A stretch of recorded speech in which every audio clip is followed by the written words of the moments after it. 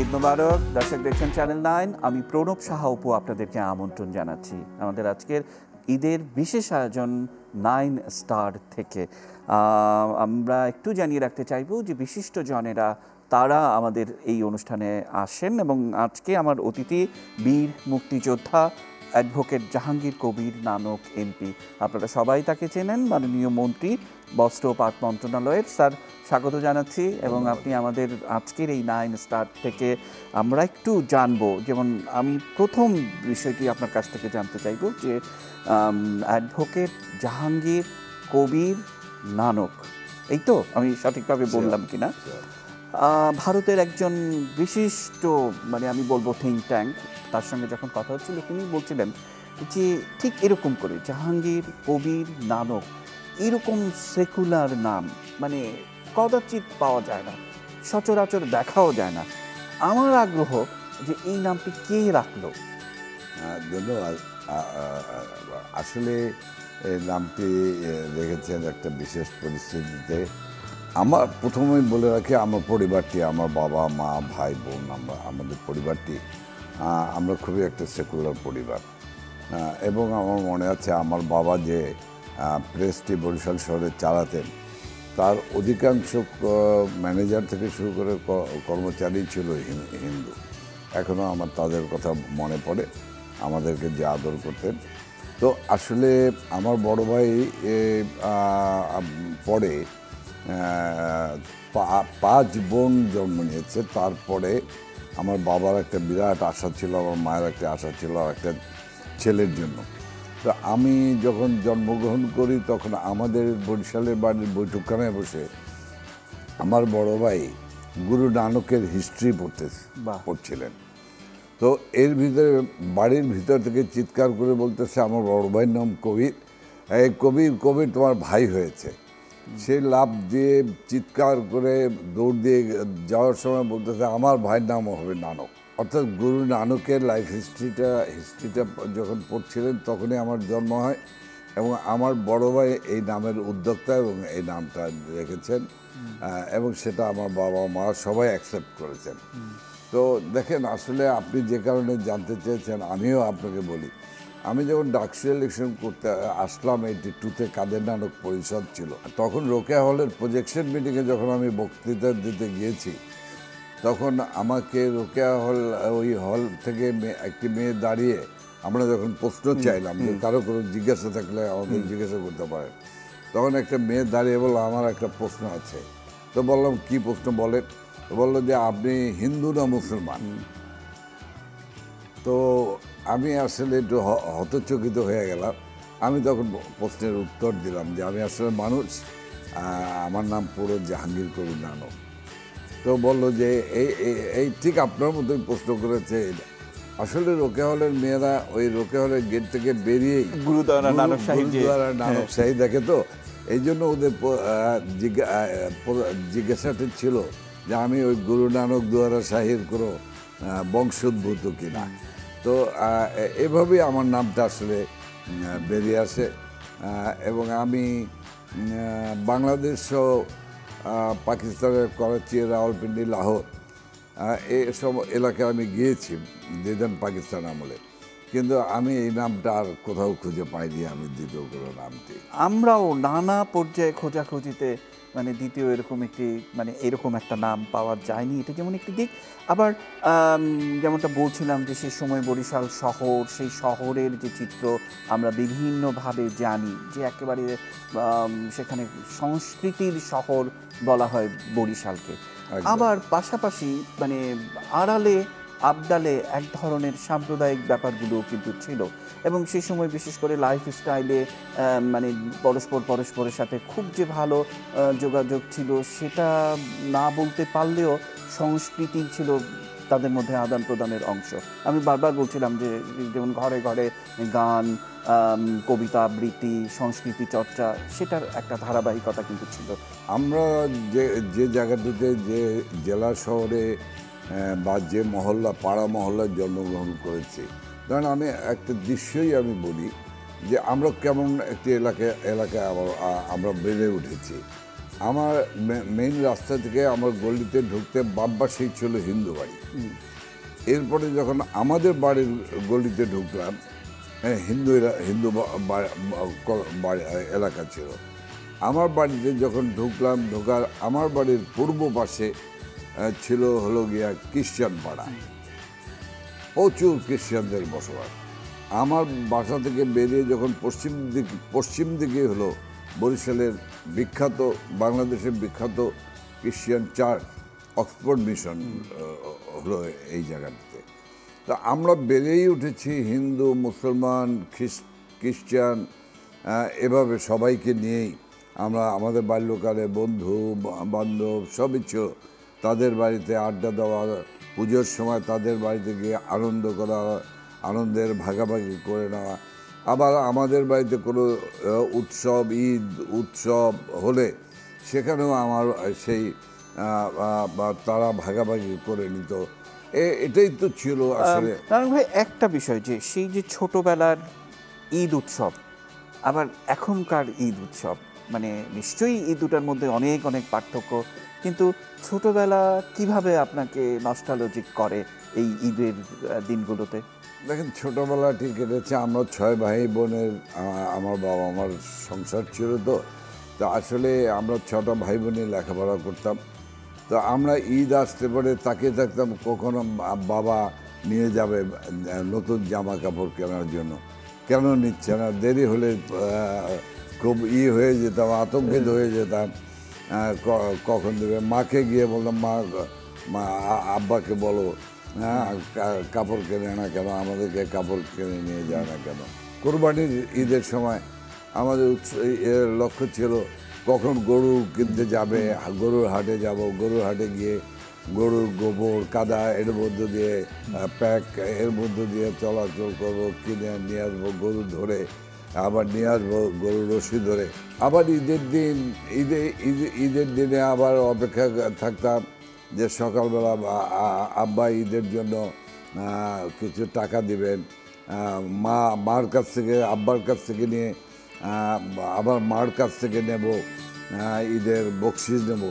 তো এগুলো আবার বিভিন্ন আত্মীয় স্বজনের বাড়িতে যেতাম, গেলে পরে তারা কিছু টাকা পয়সা দিতেন। এটা ছিল একটা ভিন্ন একটা উৎসবের মতো। তখন ঈদ ছিল আসলে একটা সবাই মিলে একটা উৎসবের মতো ছিল। এখন যে ঢাকা শহরে ঈদ করি, এই ঈদটাকে আর সেদিনের ঈদের সঙ্গে মেলাতে পারি না, কারণ কেমন যেন সব মেকানাইজড হয়ে গেছে, যান্ত্রিক হয়ে গেছে। সেই যে আত্মীয় স্বজনের সবাই আসবে, বাসায় খাবে দাবে, মা রান্না করছে লোকজন নিয়ে। আবার কোরবানির ঈদের পরে ঈদের দিন হলো গরু কাটাকাটি, এগুলো আমি খুব ভালো করতাম। গরু কাটাকাটি আমি করতাম লোকজনকে নিয়ে। তারপর গরু কাটাকাটির পরে সে গরুর মাংস ভুনলে পরে ওই সময় খাওয়াটা, কাঁচা আদা পাকা সেই মাংসটি খাওয়া। এরপরে আবার 2-3 দিন পরে মা আবার চালের গুঁড়ির রুটি বানাতে, সেই চালের গুঁড়ির রুটি দিয়ে খাওয়াটা। তারপরে 4-5 দিন যাওয়ার পরে আবার ওই মাংসটা ঝুরি হয়ে যেত। সেই ঝুরি মাংসটা খাওয়ার যে আনন্দ উৎসব, সেটা তো আর এই ঢাকা শহরে আজকের দিনে সেটি আর পাওয়া যায় না। তো আসলে ঈদ এখন তো ঈদটি করতে হয়, সেদিনে ঈদ করতাম আর আজকের ঈদের মধ্যে পার্থক্যটা হলো, আজকে এই যে ঈদ গেল, ঈদের দিন নামাজ পড়ে আমাদের টান থাকে যে কখন মাননীয় প্রধানমন্ত্রী শেখ হাসিনাকে সালাম করতে যাব। সেই সালামটা করে আবার টান থাকে। আপনারা জানেন আমাদের জীবন থেকে আমাদের একমাত্র সন্তানটি হারিয়ে গেছে। নেত্রীকে গণভবনে দেখা করেই, ওই দেখা করার পরই টান থাকে যে কখন বনানীর কবরস্থানে যাব, ছেলেটির কবরের পাশে গিয়ে একটু দোয়া দরুদ পড়বো, এরপরে চলে আসি বাসায়। এমনিভাবেই। নানক ভাই, একটা হচ্ছে যে মাননীয় প্রধানমন্ত্রীর ঈদের দিন, এটা তো একদম সবাই আমরা যাই এবং সেখানে আপনিও মাননীয় প্রধানমন্ত্রীর কাছ থেকে মানে সর্বোচ্চ কত সালামি আপনি পেয়েছেন? আপনি ভাবতে থাকুন, আমি একটা ছোট্ট বিরতি নিয়ে এই প্রশ্নের উত্তর শুনবো। দর্শক, এই মুহূর্তে নিচ্ছে ছোট্ট বিরতি, আমাদের সঙ্গে থাকুন।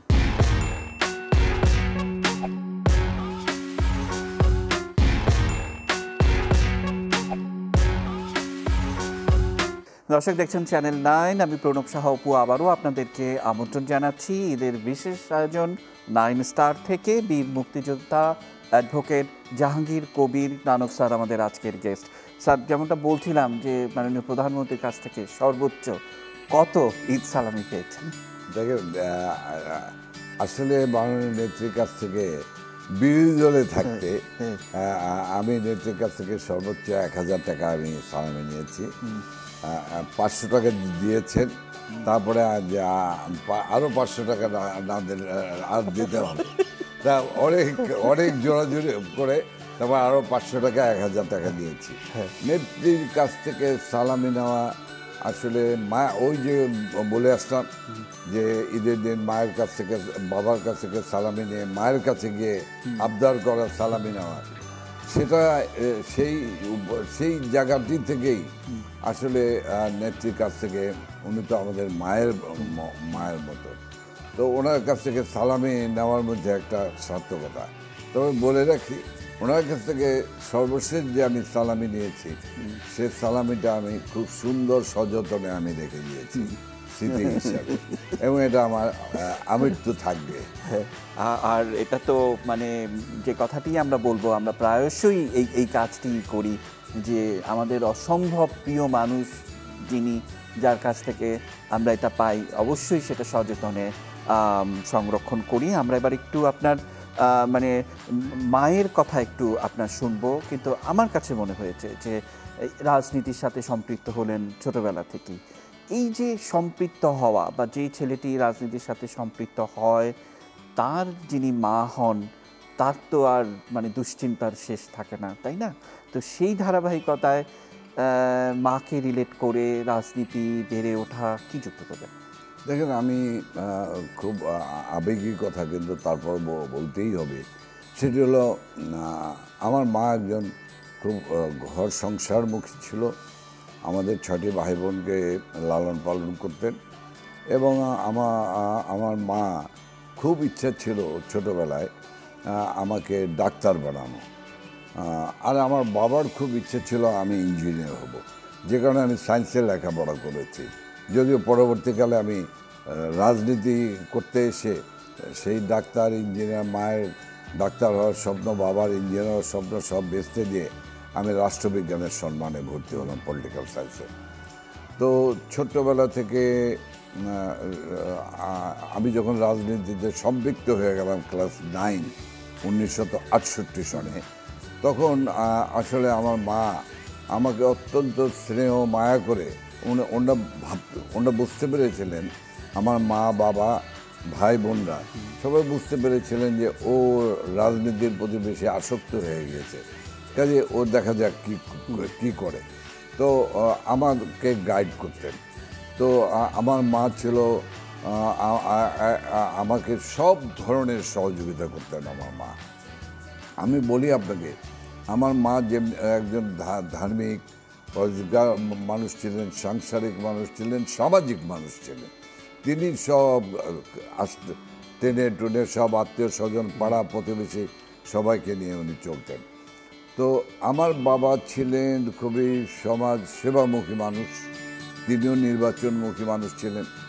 তো আমার বাবা আমাকে রাজনীতিতে, আমি যেদিন সর্বপ্রথম বরিশাল অশ্বিনী কুমার টাউন হলে 1969-এর ছাত্র গণ আন্দোলনের সময় বক্তৃতা করি, সেই বক্তৃতাটি আমার বাবা শুনেছেন, এবং শুনে বাসায় এসে আমি দেখি যে আমি যখন রাত 11টার দিকে বাসায় ফিরলাম, আমার বাবা সাধারণত 10টা পরে জেগে থাকেন। হ্যাঁ। তো আমার বাবা বসে আছেন, তখন বললো, বাবা, আমি যখন ঘরে ঢুকলাম তখন বললো, বাবা ভাতটা খেয়ে আসো, তোমার সঙ্গে কথা বলার জন্য বসে আছি। তো গেলাম। তো উনি আমার জীবনের সর্বপ্রথম একটা শিক্ষা দিলেন, বললো যে তোমার বক্তৃতা আমি সব শুনেছি, অনেকক্ষণ বক্তৃতা করেছ, আমার মনে হয় জীবনে এই প্রথম তোমার অশ্বিনী কুমার টাউন হলে বক্তৃতা।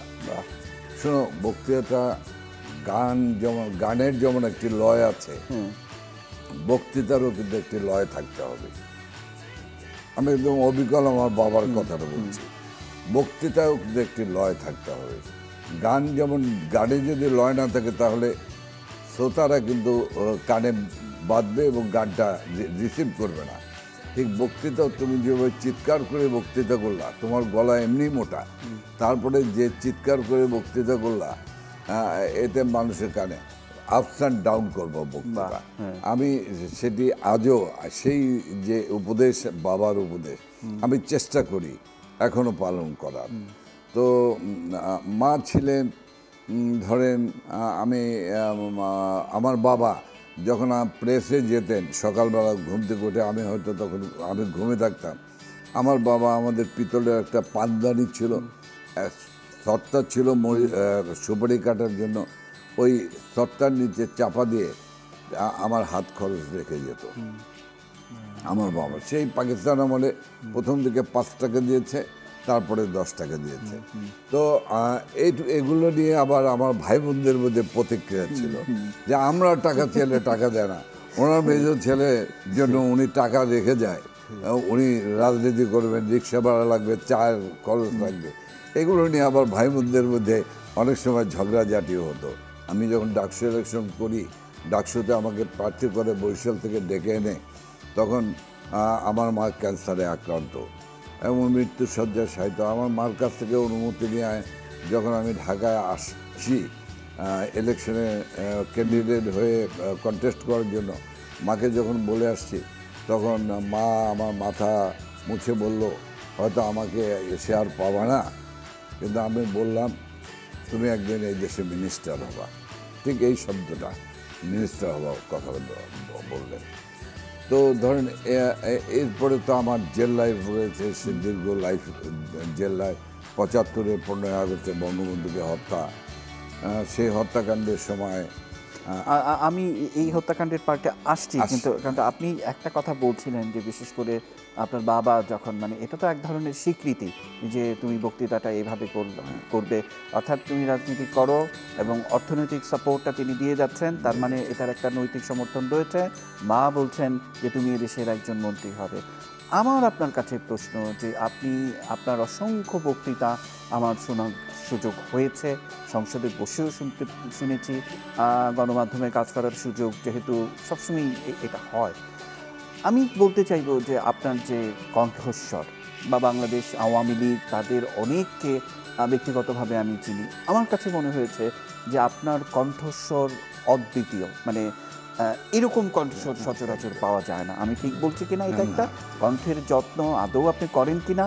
আর মাননীয় প্রধানমন্ত্রীর একটা বিখ্যাত মন্তব্য আছে আপনার এই কণ্ঠ নিয়ে, আমি জানি না আপনি এটা বলবেন কিনা, দর্শকদের উদ্দেশ্যে যদি একটু ভাবেন। হ্যাঁ, দেখেন, আসলে আমার কণ্ঠটা আমার নেত্রী, আমার মা সমতুল্য জননেত্রী সেখানে খুব পছন্দ করেন। আমার কণ্ঠটি উনি পছন্দ করতেন, আর মরহুম মোহাম্মদ হানিফের কণ্ঠটা উনি পছন্দ করতেন এবং উনি বলতেন যে এই দুইটা কণ্ঠ আমার খুব প্রিয় কণ্ঠ। আমি একটি বিষয় বলে রাখি, এমনকি আমার গলায় একটা থাইরয়েড অপারেশন হয়েছিল কলকাতাতে। সেই কলকাতাতে যখন অপারেশন হয় তখন আমার ডক্টর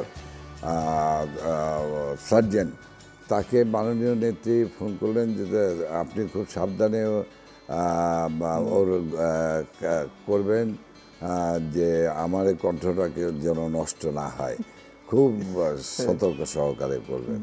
এবং ওই ডক্টর আসলে সবসময় ওনার কথা বলেন যে আমাকে ফোন করেছেন, উনি বঙ্গবন্ধু মেয়ে, তো আমি খুব সতর্ক সহকারে করেছি। তো যে কারণে ডাক্তার আবার বিষয়টিকে নিশ্চিত করার জন্য আমার ওটিতে ঢোকানোর আগে আমার কণ্ঠস্বরটা উনি রেকর্ড করেন। তারপরে যখন আমার অপারেশন হয়ে গেল, তারপরে যখন আমাকে রিলিজ করে তখন আবার ওই কণ্ঠস্বরটা রেকর্ড করে বাজিয়ে দুইটা মিলিয়ে দিয়েছিলেন যে ঠিক আছে না চেঞ্জ হয়েছে। থাইরয়েড অপারেশনে অনেক সময় কণ্ঠস্বর চেঞ্জ হয়, কিন্তু আল্লাহর রহমতে চেঞ্জ হয়নি। তো এখন যে বিষয়টি সেটি হলো হ্যাঁ, আমি যেখানে বক্তৃতা করি সেখানে আপনার মতো এবার কণ্ঠস্বর নিয়ে আমি কমেন্টস পাই। সবাই বলে আপনার কণ্ঠ আমাদের খুব প্রিয়। টেলিফোনে কথা বললে অনেকেই বলেন আপনার কণ্ঠ থেকে কথা শুনতে আমাদের ভালো না নানক ভাই, আমরা মানে এই যে টেলিভিশনের সামনে কথা বলতে হয়, তা আমাদের মধ্যে অনেক সহকর্মীদের দেখি যে কত চর্চা করে, কণ্ঠের এটা করে সেটা করে, গরম পানি এটা সেটা।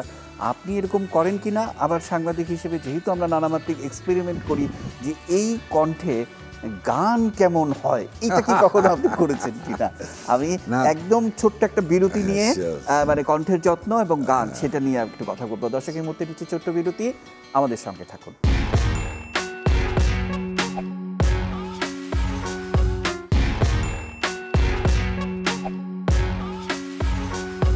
দেখছেন চ্যানেল 9। বিরতির পর আবারও আমি প্রণব সাহা অপু আপনাদেরকে আমন্ত্রণ জানাচ্ছি। আমরা রয়েছি ঈদের বিশেষ আয়োজন 9 স্টার থেকে, এবং এই অনুষ্ঠান আলোকিত করছেন বীর মুক্তিযোদ্ধা advocate Jahangir Kabir Nanak MP. Sir, বিরতির আগে যে জায়গাটায় আমরা ছিলাম যে বিশেষ করে চর্চা আদৌ করেন কি না, কারণ করার সময় কই সেটিও একটি ব্যাপার। আবার যেহেতু সাংবাদিক হিসেবে আমরা নানা এক্সপেরিমেন্ট করি, এই কণ্ঠে কখনো একটু গুনগুন করে হলো গান গিয়ে দেখেছিলেন কিনা? না, দেখেন, আসলে গানের চর্চা কখনোই করিনি। কবিতার চর্চা করেছি স্কুল জীবনে। কবিতায় ফার্স্ট হতাম। তো তারপরে আর কবিতা বা গান করা হয়নি। তো হ্যাঁ, গান একটা তো মানুষের একটা মৌলিক চাহিদা। তবে আমি বলে রাখি, আমার স্ত্রী খুব ভালো গান গায়। ও খুব ভালো গানের এবং নাচের শিল্পী ছিল বরিশালে। আমরা যেমনটা বলছিলাম যে আসলে কণ্ঠের চর্চা আসলে করার সময় পাননি, এটি একটি দিক। আবার আপনি বলছিলেন যে আপনার মিসেস খুব ভালো গান করেন। এই প্রসঙ্গে মানে আমি বলবো যে বিশেষ করে আপনার জীবনের যিনি পরম বন্ধু, যার কথা আমরা বলছিলাম যে বিশেষ করে প্রথম বরিশাল শহর, সেখানে তার পড়াশোনা এবং সেখানেও কিন্তু আপনার সংগ্রাম করতে হয়েছে, সেটি নিশ্চয়ই আপনার এখনও মনে আছে। বরিশাল শহরে আমার রাজনৈতিক জীবনের তিনটি স্তর রয়েছে। একটি হলো পাকিস্তানের শেষ প্রান্তে স্কুল ছাত্র থাকতে যুদ্ধ আন্দোলন করা, রাস্তায় রাজপথে আন্দোলন করা, 144 ধারা ভঙ্গ করা। তারপরে 71-এর মুক্তিযুদ্ধ উত্তর বঙ্গবন্ধুর নেতৃত্বে আওয়ামী লীগের ক্ষমতাকালীন সময় বরিশাল শহরে বরিশালে আমি ছাত্রলীগের সাধারণ সম্পাদক হিসেবে দায়িত্ব পালন করেছি। এবং তখন আমি ছাত্রলীগের সাধারণ সম্পাদক হিসেবে আমি বরিশাল জেলারও থাকলেও মূলত দায়িত্বটি পালন করেছি আমি 6 জেলার: বরিশাল, পটুয়াখালী, পিরোজপুর, ভোলা, বরগুনা এবং ঝালকাঠিতে। এই এলাকার আমি ছাত্র নেতা ছিলাম। তো এই জীবনটির পরে তো আমাদের জীবনে চলে এলো 75-এর 15ই আগস্ট। হ্যাঁ, তো আমাদেরকে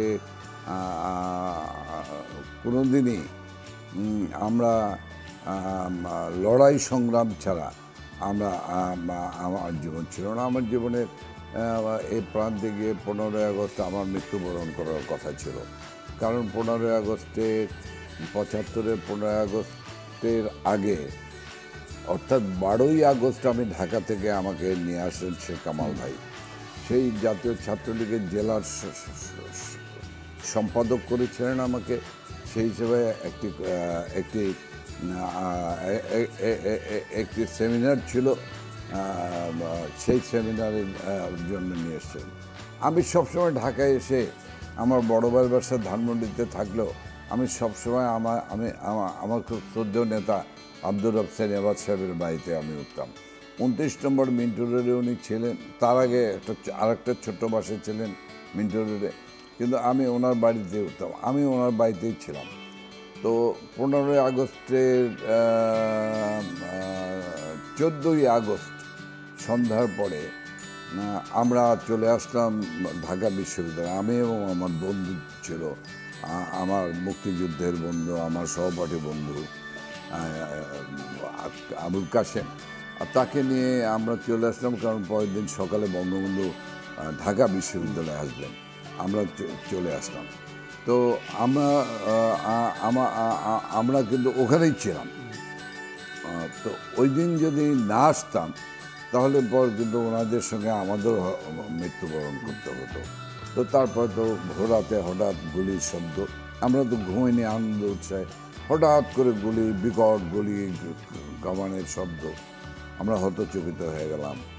আমরা দেখলাম এরপরে কি হচ্ছে কি হচ্ছে কি হচ্ছে, এর মধ্যে খবর কানাকানিতে খবর হয়ে গেল যে বঙ্গবন্ধুর বাড়ি আক্রমণ হয়েছে। তারপরে আমি এবং আমার বন্ধু কাশিম বেরিয়ে গেলাম। আমরা বেরিয়ে দৌড়ে চলে গেলাম। সমস্ত হল খালি হয়ে যাচ্ছে। আমরা চলে গেলাম 19 নম্বর মিন্টু রোডে ওই আব্দুল সেনেবাদ সাহেবের বাসায়। সেখানে যাওয়ার সঙ্গে সঙ্গেই ওখানে একজন পুলিশ আমাদেরকে দেখেই বলল, আপনারা এখানে আসছেন, এবারই সব শেষ, তাড়াতাড়ি এখান থেকে চলে যান। আমি এবং আমার বন্ধু কাশেম, আরেকজন আব্দুল সালাম শহীদ, সে এখন কানাডা আওয়ামী লীগের জেনারেল সেক্রেটারি। তো এই তিনজন আমরা চলে গেলাম আলুবাজারে। তখন ঝালকাঠির গভর্নর নিযুক্ত হয়েছিলেন আমির হোসেন আমু ভাই। উনি পুরান ঢাকা হোটেলের ওই গলিতে আলুবাজার নামক জায়গায়, ওখানে ওনার খালার বাসা ছিল, উনি ওখানেই ছিলেন। আমরা ওখানে গেলাম। ওখানে গিয়ে আমরা আমু ভাইকে চিৎকার করে আমরা দরজা খোলালাম, উনি দোতলায় থাকেন। আমরা গেলাম, যাওয়ার পর বললো কী হয়েছে, গিয়ে ওনাকে জাগ্রত জায়গায় পেলাম। উনি জিজ্ঞাসা করলেন কী হয়েছে। আমরা ভেঙে পড়লাম যখন শুনলাম বঙ্গবন্ধুকে সপরিবারে হত্যা করছে। এই বিষয়গুলো তো একেবারে ইতিহাসের অবিচ্ছেদ্য অংশ, এবং সেই সময়ে এই যে জেলের বেশ কিছু আপনাকে কারাগারে যেতে হয়েছিল সেটিও আছে, এটি একটি দিক। আমরা সেগুলো নিয়ে একটু কথা বলতে চাইবো। আমি একদম ছোট্ট আরেকটি বিরতি নিয়ে এসে আবারও আপনার কাছ থেকে শুনবো। দর্শক, এই মুহূর্তে নিচ্ছি আরেকটি বিরতি, আমাদের সঙ্গে থাকুন।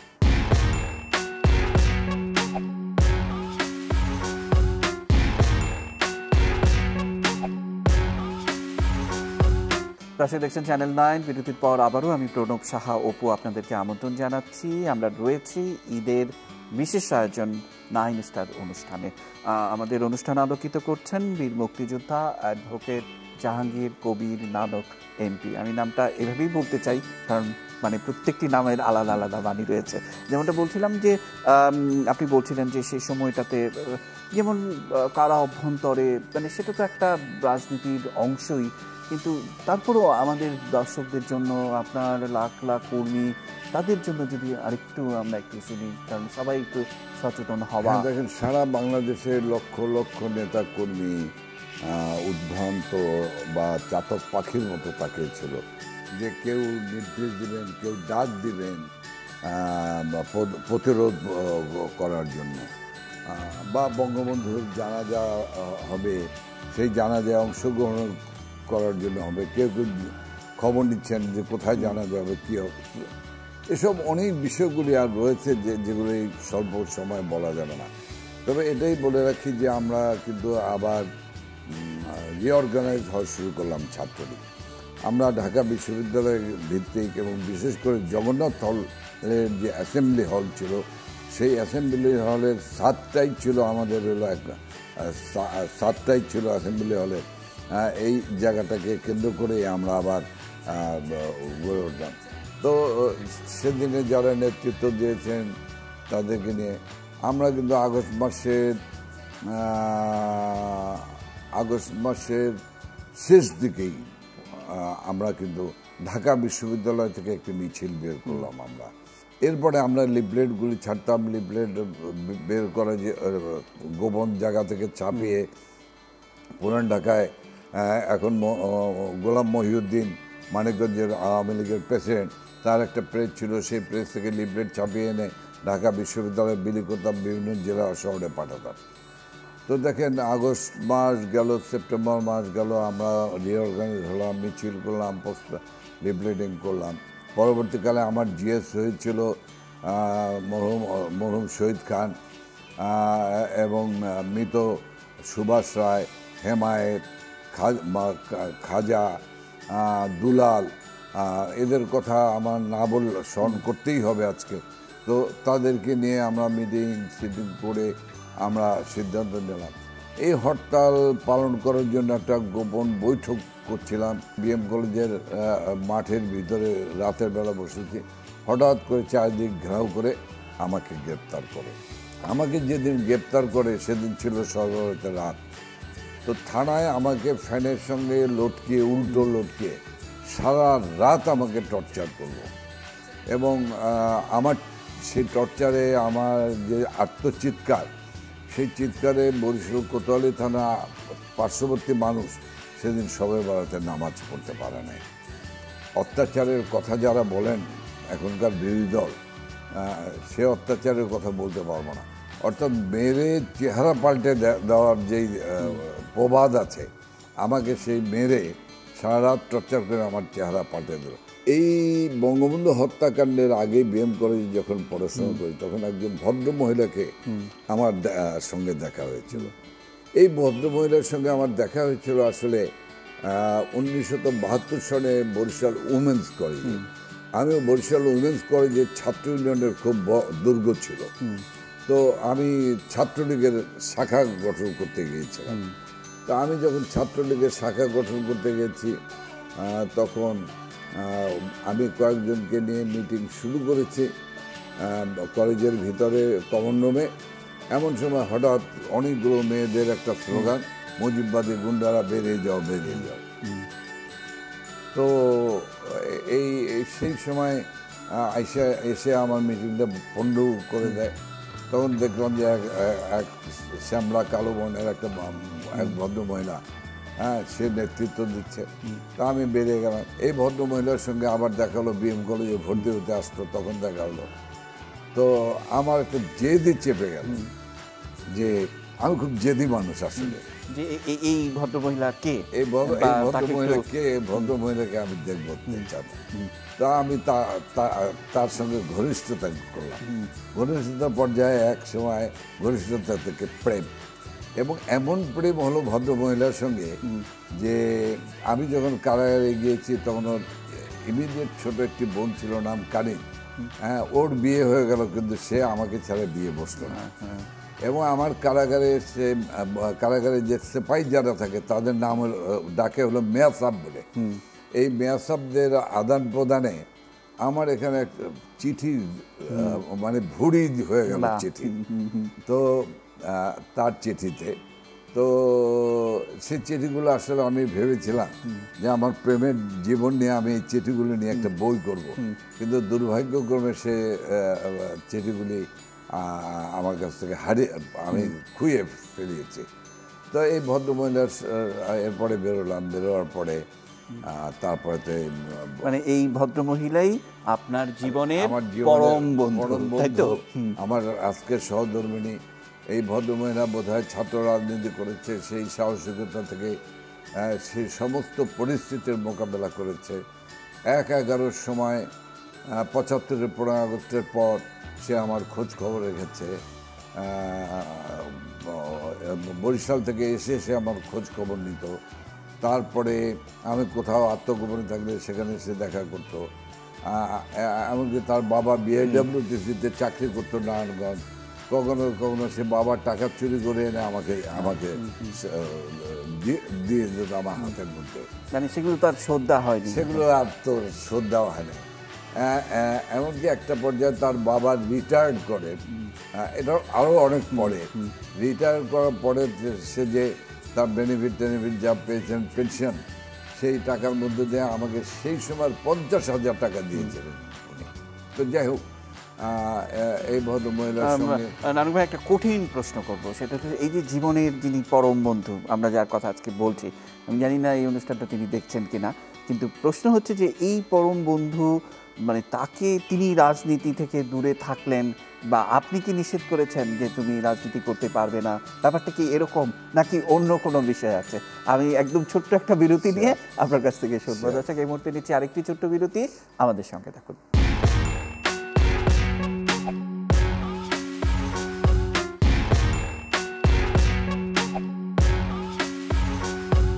দর্শক দেখছেন চ্যানেল 9, প্রণব সাহা অপু আবারও আমাদের ঈদের বিশেষ আয়োজন 9 স্টার থেকে আমন্ত্রণ জানাচ্ছি। আর আমাদের অতিথিকে নিশ্চয়ই যারা দেখছেন তারা তো জানেনই, বীর মুক্তিযোদ্ধা অ্যাডভোকেট জাহাঙ্গীর কবির নানক এমপি। নানক ভাই, আপনার জীবনের পরম বন্ধু, তাকে নিয়ে কথা হচ্ছিল। যে কথা বলছিলাম যে মানে আপনি কি নিষেধ করে দিয়েছেন রাজনীতি না করার জন্য? আসলে এটি কাকতালীয়ভাবে হয়েছে। সেটি হলো যে বিএম কলেজে আমি যখন ইলেকশন করি, বিএনপি জিয়াউর রহমানের যৌবনকাল, আব্দুর রহমান বিশ্বাস তখন পাটমন্ত্রী, সরওয়ার পরবর্তীকালে এমপি হয়েছিল, সে সবচেয়ে বড় মাস্তান। এগুলিকে মোকাবেলা করে আমি বিএম কলেজে ছাত্র সংসদের নির্বাচন করি। সেই ছাত্র সংসদ নির্বাচনে সে মারাত্মক, তখনও আমার যদি বিয়ে হয়নি, আমার প্রেমিকা, তো তখনও সে বলিষ্ঠ ভূমিকা পালন করেছে। এমনকি তার উপর তৎকালীন ছাত্রদল হামলাও করেছে। সেই বিএম কলেজে আমি পূর্ণ প্যানেলে জয়লাভ করেছিলাম। তারা সেদিন ব্যালট বাক্সে ছিনতাই করার চেষ্টা করেছিল, কিন্তু ছিনতাই করতে পারে নাই ছাত্রদের বাধার মুখে। দেখেন, আমার বাবাও কিন্তু, আমি এটা বর্তমান প্রজন্মের জন্য কথাটা বলছি, সমাজের জন্য বলছি, এই সর্বোচ্চ ডিগ্রি অর্থাৎ মাস্টার্স এবং এলএলবি ডিগ্রিধারী এই ভদ্রমহিলা, সে আমার মায়ের সমস্ত নষ্ট হওয়ার সমস্ত কাপড় চোপড় পেটিকোট পরিষ্কার করেছে সেবা শুশ্রূষা করে। আমার বাবা আমার বউর হাতে পানিটুকু খেয়ে মারা গেছে, আমার বউ সেবা শুশ্রূষা করেছে। তার মা ইন্তেকাল করেছে তার সেবা শুশ্রূষা নিয়ে, তার বাবা ইন্তেকাল করেছে তার মেয়ের সেবা শুশ্রূষা নিয়ে, আমার সেবা শুশ্রূষা নিয়ে। আজকের যুগে শ্বশুরকে দেখতে পারে না, শাশুড়কে সহ্য করতে পারে না, মাকে সহ্য করতে পারে না, বাবাকে। সেই কারণে আমি কথাটুকু বললাম। তো ধরেন এই ভদ্রমহিলা অনেক প্রতিকূলতা মোকাবেলা করেছে। নানক ভাই, মানে এই বারবার ভদ্রমহিলা না বলে আমরা একটা সুন্দর শব্দ বের করেছি যে জীবনের পরম বন্ধু। এই জীবনের পরম বন্ধুকে সময় দিতে পারার যে একটা বিষয়টা, কারণ আমরা যেভাবে আপনার লাইফস্টাইলটি দেখি সকাল থেকে শুরু করে রাত্র পর্যন্ত, মানে কিভাবে সময় বের করেন? আসলে দেখেন, আমি একটি কথা ফর রেকর্ড আমি বলে রাখি, সেটি হলো যে আমার জীবনের পরম বন্ধু, আসলেই পরম বন্ধু, আমার জীবনের পরম বন্ধু। হঠাৎ মাননীয় নেত্রী শেখ হাসিনা তাকে জিজ্ঞাসা করেন, তুমি প্র্যাকটিস করতেছো কিনা? তো সে বলছেন যে না, আমি প্র্যাকটিস করতেছি না, আপনার ভাই তো আমাকে দিয়ে ছাত্রলীগের ভাত রান্না করায়। তো সে বলো, এটা নরদের নারীদের প্রতি নির্যাতন, তুমি সর্বোচ্চ 2টা ডিগ্রি নিয়ে কেন তুমি ঘরে বসে থাকবা?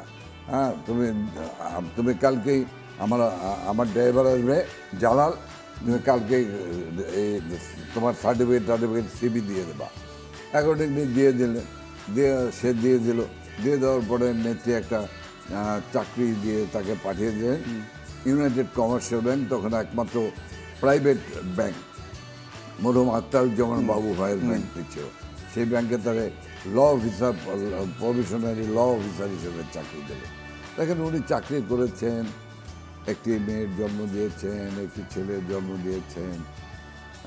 যেদিন মেয়েটির জন্ম দেন তার আগের দিনও উনি ব্যাংকে করে এসেছেন, পরের দিন সে মেয়ের জন্ম দিয়েছেন। তো সব মিলে নেত্রী এই চাকরিটা দেওয়ার পরে আমার মনে আছে নেত্রী শেখ হাসিনা বলেছিলেন যে তোমার বউকে চাকরি দিলাম কেন জানো? তোমার তো জেলেই থাকতে হবে, তুমি রাজনীতি করবে, তোমার তো জেলেই থাকতে হবে। তখন তোমার বউকে যেন তার ছেলে মেয়ের জন্য কারোর কাছে হাত পাততে না হয়।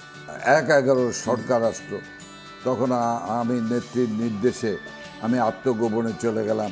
আমি আগরতলায় চলে গেলাম নেত্রীর নির্দেশে, আমি এবং মির্জা আজম, তখন আমি যুবলীগের চেয়ারম্যান এবং জেনারেল সেক্রেটারি।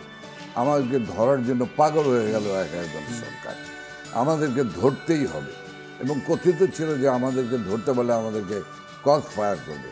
তা আমার নেত্রী আমাদেরকে একটা বার্তা পাঠালেন, গোপন বার্তা পাঠালেন যে আমরা আত্মগোপনে থাকা অবস্থায় যে তোমরা 100 মাটির নিচে হলে বেরিয়ে যাও।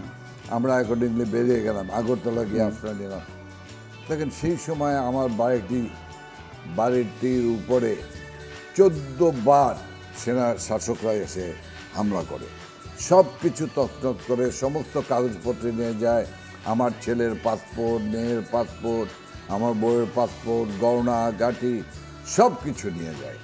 তো এই চরম অত্যাচারের মধ্যেও সে সবসময় আমাকে বলতো খুব সাবধান, তোমাকে ধরতে পারলে বর কিন্তু মেরে ফেলবে। তো সেই অবস্থার মধ্যে আমরা আগরতলায় ছিলাম। কোনো সময় আমাদের খাওয়ার টাকা ছিল না, অনেক কষ্ট করেছি আগরতলা থাকতে। আমি এবং মির্জা আজম দুজন ছিলাম। আমাদেরকে সব ধরনের সহায়তা করেছেন, সেগুলো বলার দীর্ঘ সময় নেই। তো সব ধরনের সহায়তা করেছে আমার এই পরম বন্ধু। এই পরম বন্ধুকে কখন সবচেয়ে বেশি মিস করেন? মিসগুলো করি যখন এই গল্পগুলি করতে আসি, তখন সেই সময় যে সে যে কষ্ট করেছে, যে সে যে স্ট্রাগল করেছে। দেখেন, আমার বিরুদ্ধে তথাকথিত শেরাটন বাস পড়া মামলা ছিল আমার বিরুদ্ধে। ১/১১ সরকারের সময় সে আমাকে রক্ষা করেছে। সে লয়ার নিয়ে বৃষ্টি, রোদ, বৃষ্টি, রাত 11টা 12টায় লয়ারের বাসা থেকে বাড়িতে ফেরা, কারণ গাড়িটি যেটা ছিল একটা, সেটাও নিয়ে গেছে ১/১১ সরকার। এই বৃষ্টিতে ভিজে বাসা আসতো, তখন আমার গ্রিন রোডের বাসা। তো সে ফেস করেছে এবং সে বলেছিল যে জাহাঙ্গীর কবির নানককে, আমি অ্যাডভোকেট জাহাঙ্গীর কবির নানক জীবিত থাকতে কোনো দণ্ড দেওয়া যাবে না মিথ্যা অজুহাতে। আমার যে বসত বাড়িটি ছিল, যেখানে গ্রিন রোডে থাকতাম, সে বাড়িটি ছিল আমার ওয়াইফের ব্যাংক দিয়েছে, কিন্তু সেই বাড়িটি আমার নামে দেখিয়ে আমাকে দুর্নীতির দায়ে তারা বিচার করতে চেয়েছিল। উনি হাইকোর্টে লড়ে সেই মামলা তিনি স্থগিত করেছেন এবং সেই মামলা আর চলতে দেয়নি। আপনি বলছিলেন যে মাননীয় প্রধানমন্ত্রী আপনাকে ঈদের সালামি দিয়েছিলেন। নানক ভাই, বাসার যারা ছোট, মানে তাদেরকে আপনি কত ঈদের সালামি দেন এবং বাসায় ছোটদের সঙ্গে কিভাবে সময় কাটান? আমার বাসার একটি নিয়ম আছে। সেই নিয়মটা হলো, ঢাকায় যে আমরা যারা ফ্যামিলি মেম্বার যারা থাকি, এটা আমার বাবা মার সংসারেও ছিল, আজকেও আমরা সেটা মেনটেন করি। সেটা হলো যে নাম্বার 1 হলো যে আমরা বাসার যারা ফ্যামিলি মেম্বার, তারা রাত যতই হোক আমি বাসায় না ফেরা পর্যন্ত কেউ খাবে না। আমরা রাতের খাবারটি একসঙ্গে আমরা ফ্যামিলির সঙ্গে নিই। ওই সময় আমি আমার আজকে নাতি মেহেরি, সাফান, আসওয়াত, এদেরকে আমি সময় দিই এবং ওরাও তৃপ্তের কাকের মতো তাকিয়ে থাকে যে আমার দাদা কখন আসবে, আমার নানা কখন আসবে। তো সব মিলে দেখেন, এরপরও আমি একটি কথায় আবেগের কথাটা বলেই রাখতে চাই। আপনারা জানেন যে আমার একমাত্র একটি ছেলে, একটি মেয়ে। ছেলেটি সড়ক দুর্ঘটনায় নিহত হয়। তো কাজেই সেই ছেলেটি একটি মেয়ে রেখে গিয়েছে, 8 মাসের একটি মেয়ে রেখে গিয়েছিলেন। সেই মেয়েটি এখন আমার স্মৃতিচিহ্ন, তাকে নিয়ে আছি। ভাই বোন বা ভাইয়ের ছেলে মেয়ে, বোনের ছেলে মেয়ে, এদেরকে মাসে একবার, মিনিমাম মাসে একবার আমার বাসায় আমরা একত্র করি, আমরা ডাল ভাত খাই। আবার ওই ভাই বোনরা যে যেটা রান্না করতে পারে, হ্যাঁ, সেটা আবার রান্না করে সাথে টিফিন ক্যারিয়ারে করে নিয়ে আসে। বাস আমরা একসঙ্গে সবাই মিলে খালাম, খেয়ে যে যার বাসায় চলে গেলাম। দেখেন, আমার কাছে 71-এ যুদ্ধ করেছি, রণাঙ্গনে যুদ্ধ করেছি। সেদিন মৃত্যু হওয়াটাই স্বাভাবিক ছিল, বেঁচে থাকাটাই অস্বাভাবিক ছিল। তারপরে দেখেন, মাননীয় নেত্রী শেখ হাসিনাকে দীর্ঘ আন্দোলন সংগ্রামের পরে উনি ক্ষমতায় এসছেন। তারপরে 2009 সনে বিডিআর বিদ্রোহ ঘটলো।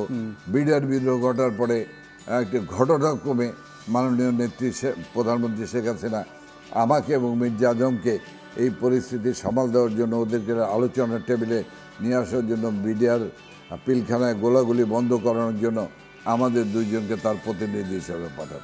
সেদিনও মারা যেতে পারতাম এবং মারা যাওয়াটাই স্বাভাবিক ছিল, বেঁচে থাকাটা ছিল অস্বাভাবিক।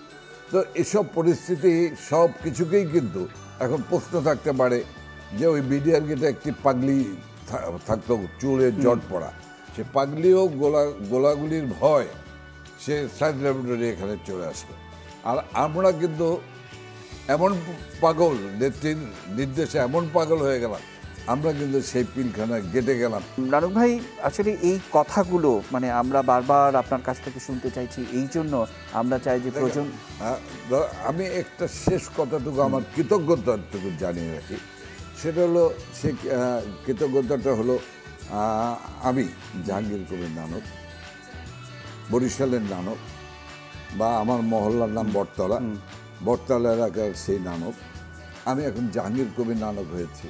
আমি এখন বাংলাদেশ আওয়ামী লীগের প্রেসিডেন্ট, আমার বাংলাদেশ ছাত্রলীগের সাধারণ সম্পাদক, বাংলাদেশ আওয়ামী যুবলীগের সাংগঠনিক সম্পাদক, পর্যায়ক্রমে যুগ্ম সাধারণ সম্পাদক এবং পর্যায়ক্রমে আবার আওয়ামী যুবলীগের চেয়ারম্যান, সব বানিয়েছেন নেত্রী।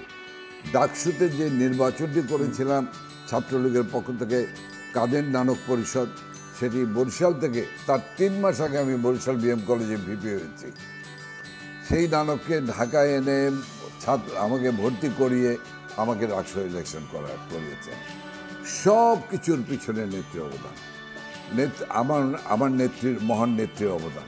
আমাকে যুবলীগ থেকে যখন আমি চেয়ারম্যান থেকে বিদায় নিলাম, আওয়ামী লীগের সেন্ট্রাল কমিটির মেম্বার, আওয়ামী লীগের সাংগঠনিক সম্পাদক, আওয়ামী লীগের যুগ্ম সাধারণ সম্পাদক, বাংলাদেশ আওয়ামী লীগের প্রেসিডিয়াম মেম্বার করেছেন। শুধু তাই নয়, আমাকে একটা সিট দিয়েছেন, আসন দিয়েছেন, নির্বাচনী আসন। মাননীয় নেত্রী শেখ হাসিনা মোহাম্মদপুর, আদাবর, শেরেবাংলানগর, ঢাকা 13 আসনটি আমাকে দিয়েছেন উনি 2008 সালে। আমি এই জায়গা থেকে দুবার নির্বাচন এমপি হয়েছি। পরবর্তীকালে আমাকে মনোনয়ন দেন নাই, কিন্তু কোনোদিন আমি কিন্তু মাননীয় নেত্রীকে জিজ্ঞাসা করি নাই যে আমাকে দেন নাই কেন। যিনি দিতে পারেন তিনি নাও দিতে পারেন। কাজে এ নিয়ে আমার কোনো প্রশ্ন ছিল না। আমি তার জন্য রাজনীতিতে কোনো ছন্দ পতন ঘটায়নি। এরপরে মাননীয় নেত্রী আমাকে আওয়ামী লীগ কাউন্সিলের লাস্ট কাউন্সিলে আমাকে বাংলাদেশ আওয়ামী লীগের প্রেসিডেন্ট মেম্বার করেন। আমাকে মাননীয় নেত্রী শেখ হাসিনা এই দ্বাদশ জাতীয় সংসদ নির্বাচনের পরে আমাকে উনি পূর্ণমন্ত্রী বানিয়েছেন। কাজেই মাননীয় নেত্রী শেখ হাসিনার প্রতি, মহান নেত্রী শেখ হাসিনার প্রতি, বঙ্গবন্ধুর মেয়ে শেখ হাসিনার প্রতি আজকে যা যা আমি হয়েছি, যা যা অর্জন করেছি, এর সব কিছুর মূলে হলো আমার নেত্রী, মহান নেত্রী বঙ্গবন্ধু কন্যা শেখ হাসিনা। আমি শেষ করব নানক ভাই, কারণ এটি আরও অনেক কিছু শোনার ইচ্ছে ছিল, এগুলি হয়তো ভবিষ্যতে আমি শুনবো। বিশেষ করে জওহরলাল নেহরুর মানে বিখ্যাত একটি মন্তব্য, তিনি তার কন্যাকে চিঠি লিখতেন, সেই চিঠির মধ্যে তিনি রাজনীতিবিদ হিসেবে গড়ে উঠুক এটা তিনি খুব চাইতেন। এবং সেই জায়গার একটি লাইন, সেটি যদি বাংলা করি এরকম, যে সেই জীবনটাই মহান আদর্শের, যে জীবনটা প্রবাহমান নদীর মতো। আপনার কথাগুলি শুনে আমার মনে হয়েছে যে আপনার জীবনটাও একেবারে প্রবাহমান নদীর মতো। শেষ কথায় কাকে কৃতজ্ঞতা জানিয়ে শেষ করবেন সেটা আমার খুব আগ্রহ। দেখেন, আমি কৃতজ্ঞতা অবশ্যই আমি জানাবো বঙ্গবন্ধু কন্যা মহান নেত্রী শেখ হাসিনার প্রতি। আমি কৃতজ্ঞতা জানাবো আমার জন্মদাতা, জন্মধাত্রী মা বাবাকে প্রতি আমি কৃতজ্ঞতা জানাবো। সবশেষ আমি কৃতজ্ঞতা জানাবো আমার এই চলার পথে যে সহযোগিতা, শক্তি, সাহস জুগিয়েছেন আমার পরম বন্ধু, জীবনের বন্ধু সৈয়দ আরজমান বানু নার্গিসের। অসংখ্য ধন্যবাদ এবং কৃতজ্ঞতা নানক ভাই। দর্শক, এই ছিল আমাদের আজকের আয়োজন, এবং আপনারা জানেন যে 9 স্টার বিশিষ্ট মানুষটা আসছেন, নিশ্চয়ই আপনারা দেখছেন। আমি প্রণব সাহা এখান থেকে বিদায় নিতে চাইছি। আবারও দেখা হবে চ্যানেল 9-এর নিয়মিত আয়োজনগুলোতে। সে পর্যন্ত ভালো থাকবেন, আমাদের সঙ্গে থাকবেন। ঈদ মোবারক, এবং আপডেট পেতে সবসময় চোখ রাখবেন চ্যানেল 9-এর পর্দায়। শুভরাত্রি।